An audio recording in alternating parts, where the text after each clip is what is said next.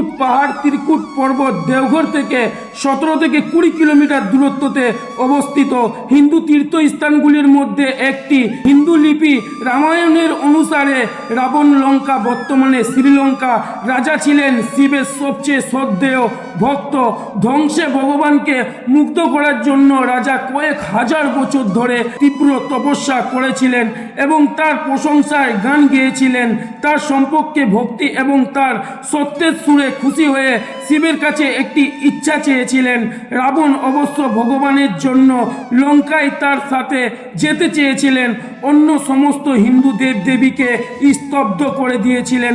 শিব যদিও শান্ত ছিলেন এবং তার সাথে যেতে রাজি হন, তবে শিবলিঙ্গ আকারে এবং একটি শর্তে, রাবণ যদি যাত্রার সময় কোনো কারণে শিবলিঙ্গকে অন্য কোনো স্থানে রাখে তাহলে সেই লিঙ্গ সেখানে স্বয়ং অনন্তকালের